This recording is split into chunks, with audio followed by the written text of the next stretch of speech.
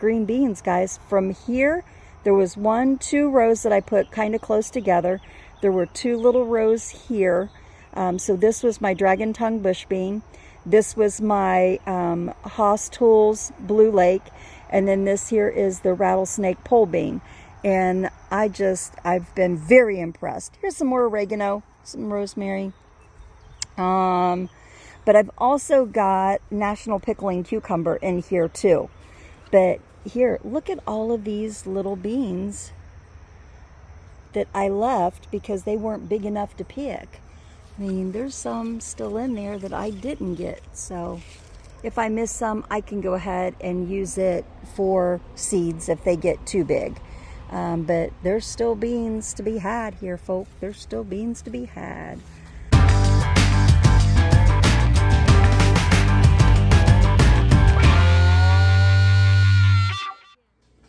Hey guys, good morning. Welcome back to Finally Home in Bama.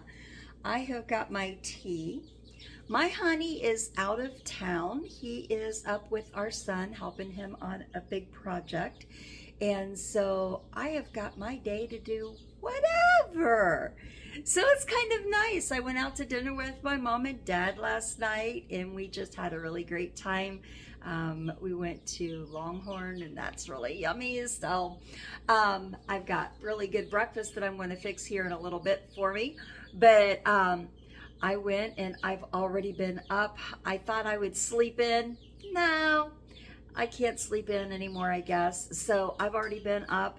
Chickens are taken care of. The piggies are taken care of. If you didn't know, we got Cooney Coons, so check out the video. We have got those, and it has been a week and a half, guys. Okay, little story. Them things are ornery. I'm telling you. Oh my goodness. So we've got our little chickens that we're growing out. I call them the teenagers. They're not laying yet or anything like that. They're our olive acres that we've got growing up now. And so they should be laying probably here in another month or two. But I've got them in a wire cage out right in back of the house. Well, the way that our chicken run is that there's like a door out here at the back of the house that goes back into the backyard area. And so I just put them back there. Well, the pigs got access to it as well. I mean, just to walk back there, and then they'll head back out and stuff like that. First week, it's fine. Rob leaves and all chaos breaks loose. I'm telling you what, this little piggy, she has decided she loves chicken food. Oh, this little pig I went out, I heard a ruckus. I was working. I heard a ruckus, and I went back there. And guys, my little Cooney Coon, well, she's not little. She's already had a couple litters. She was inside the wire cage. And then my little chickens were outside, and except for one. And one was in the corner thinking, oh my gosh, I'm going to die. I'm going to die. I mean, it was like stuck to the side of the corner. It was so funny. And so I lifted that off, and she snorted at me, and she took off because she had apparently finished her little meal her snacky snack for that morning. I'm like, oh my goodness. So I had to zip tie a couple places back together of this thing. I've got all my chickens back in there and everything. We're doing good. We're doing good. So I'm sitting there, and I am in my last meeting, and we are wrapping things up for work. I hear this banging on the side of the back of our house. I'm like, no, she didn't. Yes, she did. This girlfriend had got back into that little chicken coop. This time all the chickens escaped. The one got smart. All the chickens escaped again. She knocked over their little coop. We call it our mini coop. And knocked over the mini coop. And she was wearing the chicken run this time. And she had moved it from the middle of the house all the way to the end of the house. And I had to lift the thing off of her again. She's something else. So you know what I did? I got smart. I got me 2 T-posts, and I put up a cattle panel, and I blocked that. She was pouting all day yesterday. She was laying over there by that fence all day yesterday. And there for a while, she was standing at that fence and she was looking at that chicken run like, I want my snacky snack. And then there's like a retaining wall, because we live on a hill, there's a retaining wall back there. And she was standing up on the upper level for a little bit and she was staring down at that wire chicken coop, or the little chicken run. That girl wanted her food. I think she was trying to use the force to bring it up or something. I don't know, but she didn't get any more, and she's not a happy camper about it, but she's like all finding the acorns and everything else that's all laying around everywhere. So anyways, but yesterday, if you caught it, I put out a little short on how many green beans I got in this short little area of raised bed that we planted. There's still blooms on there. And there are still many little green beans. So I'm going to have even more coming out, which is wonderful because we love green beans. But since Rob's not here, what I'm going to do is all of these green beans I picked and I snapped and I got them ready last night, put them in the cold water so they kind of soaked overnight. Finished cleaning them up this morning. I've got my canner here. I've got my hot water ready to go to pour in my jars. I've got my lids I'm getting ready to put out to get boiling. So I'm going to can me up some green beans, guys, and I thought you might want to know how I do mine. Now, I'm taking mine the way I've always done it. I always check my recipe for my canner to make sure that I'm doing it the way that it says. I have got a Presto canner, and that's what I'm going to be using today. I've got an older one, but I've got to get a couple parts for it before I can use it again. But this one here, I'm getting ready to use to do up my green beans. I'm anxious to see how many I really do have, because I've got me 2 big bowls that I'm going to be doing. Take a look. I've got all of my stuff ready. There's one of the bowls of the green beans. That's my water. I've got boiling, getting ready to boil for it. My canner, I've got my water in my canner ready to go. I have got this back here is to, that is to pull the jars out when it's done canning. I've got my funnel to make sure that all my green beans hit in my jars. I've got my jars that are sterilized. I've got my Redmonds Salt that I'm going to put a little bit in each jar. These are my lids that I'm getting ready to put in there. This little doohickey saves you burnt fingers if you try to fish out with a fork your lids from the hot boiling water. This little doohickey will go and get out air bubbles, and it also tells you your headspace, because with green beans you're supposed to leave an inch, and it's got little markings. I don't know if you guys can see those or not, but it's got little markings on there on headspace. So we're going to get ready, and I've got my packer, my measuring spoon, and my rings. All right, so basically all I'm going to do is I'm going to put the funnel on, and I'm going to start putting these beans in. Now, once you go and you start putting your beans in, after you get them in, you're going to see that you're going to be able to fit more. You don't pack them in loosely. So basically what I do is I'll just go ahead and I'll start putting them in. This out of my way, and then I need to push them down and just put pressure on them, because you can always fit a little bit more in there. And then, like I said, you leave about an inch of head space. So when I look at my little thing here, inch is right here. So if I set that little notch on the edge of my jar, I'm good. It's not touching.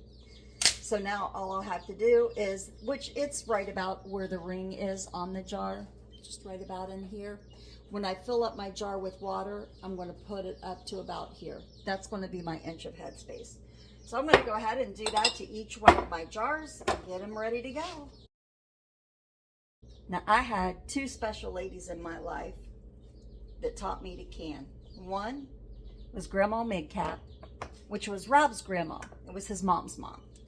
And we used to live next door to her, and so we went and we helped her in her garden. We put out a big garden with her, and we all just kind of, everybody ate from Grandma Midcap's garden because it always did good, and she always had plenty. We planted big gardens.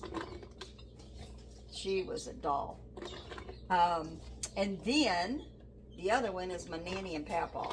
My nanny and papaw, they help teach me how to can.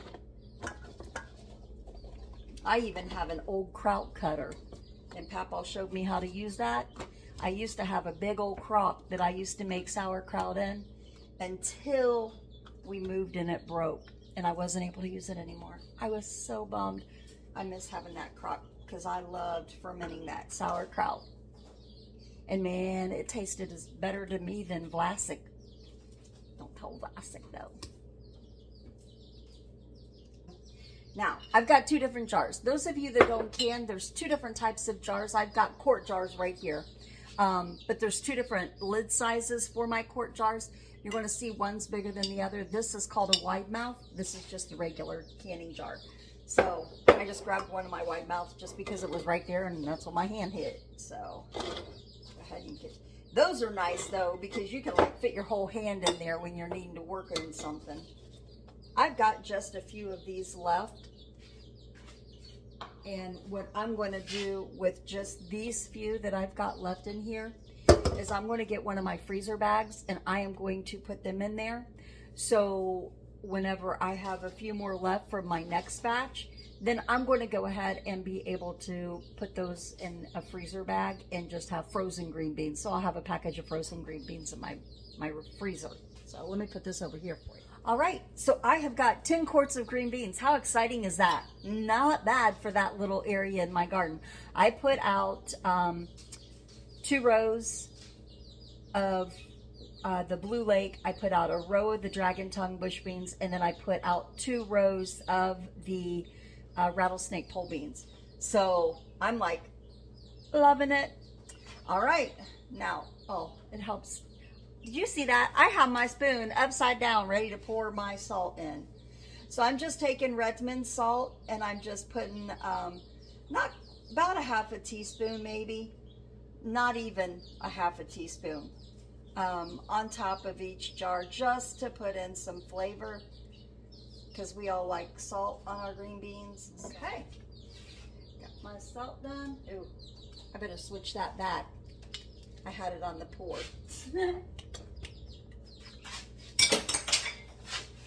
2 points. Okay. Now I'm going to get ready to get my water cranked up to get it boiling so I can pour my hot liquid here. I'm also going to turn on my canner so that that water starts heating up as well. And I'm also going to put my lids on to boil so everything should be ready about the same time. Fingers crossed.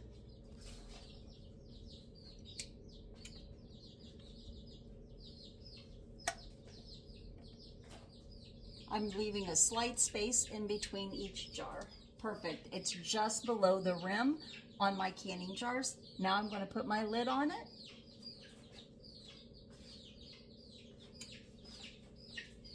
I've already checked to make sure that my seal is still okay right here, and then my seal on the pressure release valve. Everything is good. I'm going to line up my arrows. I have my pot sitting sideways or backwards, so let me get it. You'll see, at least on mine, there is a arrow here. You line up the arrow here, and then you just lock it down into place. I've got my pressure gauge. Now, in my book, like I said, I always refer back to my guide for my canner, because canners can be different, and different vegetables, different pressures, different meats and pressures and everything like that. I raw packed, what they call raw packed. I raw packed mine and then put the water over it, and then I remove the air bubbles, and now I'm going to wait for my gauge to get up to 11, which means there's 11 pounds of pressure in here. And then I'm going to let my little, I call it my shaker, but it's a little weight that goes on my valve here, and it's going to hold that pressure in, and I'm going to process this for 25 minutes. So take a look. All right, now you can kind of see that there is steam coming up out of the pressure relief valve. What I'm going to do, hear it. So now I'm going to put this on here. This is going to cause the steam to build up in here, and I gauge it right here. This little valve is getting ready to pop up because you can see the steam kind of coming up a little bit here, and it'll raise up, and then that will cause it to go ahead and that pressure to start building. So you can see that the pressure has went down. The pressure relief valve has went down. I had taken off the weight once that had went down, and now I'm ready to go ahead and take off the lid. I'm just going to turn it. And when you do this, please be careful because the steam will escape. I always lift it away from me. And still there's hot water that will drip out.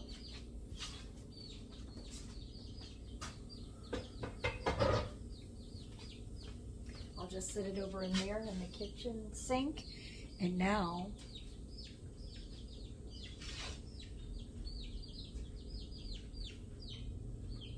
this is what those things do. You grab around the rim of the jar. And guys, if you can see, it's still boiling. So what you want to do is you want to sit it on a towel so you're not sitting it directly on a cold surface. All right? I'm going to go ahead and I'm going to get the rest of them out, but take a look.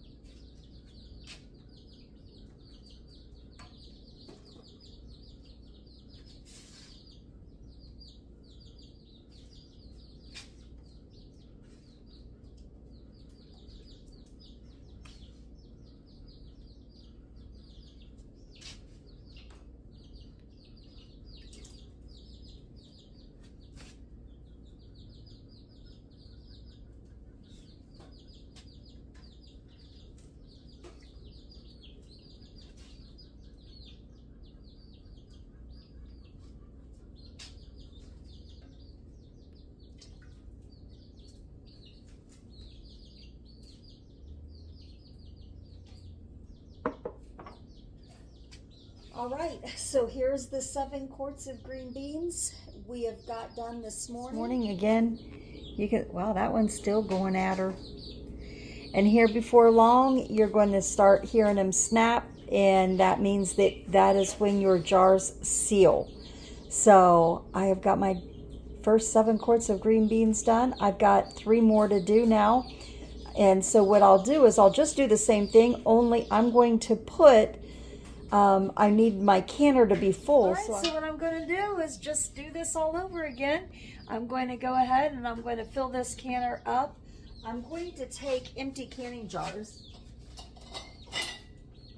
just like this, and fill it up with water. It's going to be a space saver in here because this will hold 7 quart jars. Now, I've only got 3 yet to do, so I need 4 jars to fill up with water so that when the water's boiling in there and everything, that the jars don't shift around. So that's the only thing I'm going to do different with this batch, and we'll be good to go.